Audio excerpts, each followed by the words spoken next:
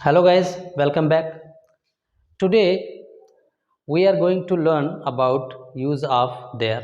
ठीक है. So my dear student, आज हम सीखेंगे there का प्रयोग.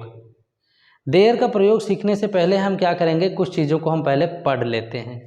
पढ़ना क्या है, ध्यान से देख लीजिए. यहाँ पे कभी कभी वाक्य में सब कुछ होता है. क्या होता है? सब कुछ होता है, लेकिन सब्जेक्ट नहीं रहता है. तो आप जानते हैं, in any sentence without subject, I think it is incomplete sentence. Okay, so incomplete sentence जो होगा तो क्या होगा? Without subject. तो आप जानते हैं कि subject क्या होता है? Subject is a most important part of the sentence. Okay, तो जब subject नहीं रहता तो क्या करते हैं?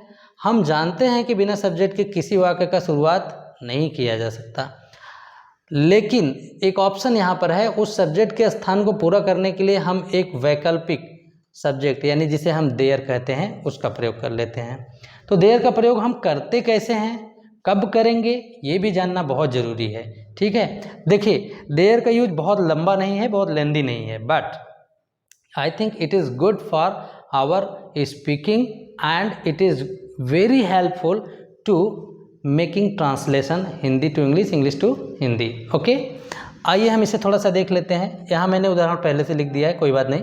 जैसे देखिए, अगर आपको देयर का प्रयोग करना हो तो सबसे पहली बात यह है कि आप जानेंगे कैसे कि वाकई यही मतलब इसी जगह पर देयर का प्रयोग होगा. सबसे बड़ी बात तो यही है. चलिए हम आपको एक सिंपल सा मैं एक सिंपल सा उदाहरण बता दे रहा हूँ, और वही सिंपल सा उदाहरण लेकर के आप एकदम से एक्सपर्ट हो जाएंगे, ऐसा मैं मानता हूँ और विश्वास करता हूँ.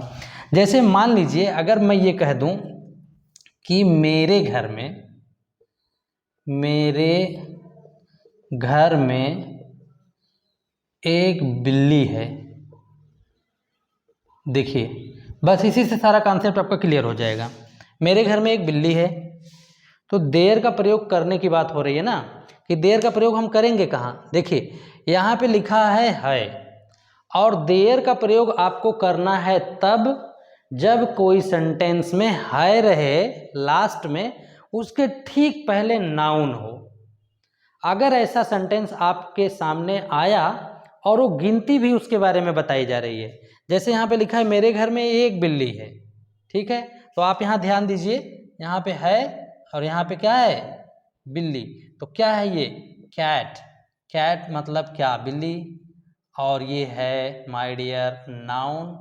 तो मैं ये आपको बताना चाहता हूँ कि अगर है रहे उसके ठीक पहले नाउन आ गया तो आपको क्या करना है, सब्जेक्ट तो इसमें दिख नहीं रहा है, तो आप यहाँ पर लिखेंगे there is a cat in my house. बस, वेरी सिंपल. बात समझ में आ गया. अब इसी तरीके से आप अनुमान लगाइए क्या कह सकते हैं. जैसे मैं कुछ बातों को आपको बता दे रहा हूँ. मेरे गांव में 4 दुकानें हैं. ठीक है, तुम्हारे घर में 5 सदस्य हैं. मेरे विद्यालय में 400 स्टूडेंट हैं. और अक्सर आपने, अगर आप 7th में, 8th में, 9th में, 10th में, किसी भी what ever class you are studying in that, it doesn't matter, but if you are going through that book, just you will get this one. तो आपको ये मिलेगा. जैसे मान लीजिए, अगर आपको एक ऐसे लिखना है माय स्कूल पे, तो आप क्या कहेंगे, सबसे पहले आप इंट्रोडक्शन देंगे कि आप किस स्कूल में हैं, in which school you are studying and what is the name of your school and all and so on. इसी तरीके से आगे बताएंगे. लेकिन जब उसमें लिखेंगे तो ये बात जरूर जिक्र करेंगे कि मेरे विद्यालय में 400 छात्र हैं और 35-40 जो भी नंबर ऑफ टीचर्स हों उनके बारे में तो बताएंगे. तो आप उसे इंग्लिश में कैसे लिखेंगे, तब वहाँ लिखेंगे there are 400 students in my school and there are 35 teachers in my school. There का प्रयोग हुआ कि नहीं हुआ. तो आज हम जो सीख रहे हैं देयर का प्रयोग, इसका मेन जो पॉइंट है ये है कि हमारा है रहेगा वाक्य के अंत में उसके पहले नाउन रहेगा और वह काउंटेबल और अनकाउंटेबल दोनों हो सकता है। जैसे अगर आपको कहना हो कि बर्तन में पानी नहीं है या फिर टंकी में पानी नहीं है या बिल्कुल पानी नहीं है तो आप क्या कहेंगे? तो आप यहाँ एक नज़र देख लीजिए। मान लीजिए आपको कहना है तालाब में पानी नहीं है, यही हो गया, नहीं है। तो देखिए पानी तो है से पहले नाउन है, नहीं है इसको ध्यान मत दीजिए, ये तो नेगेटिव हो गया।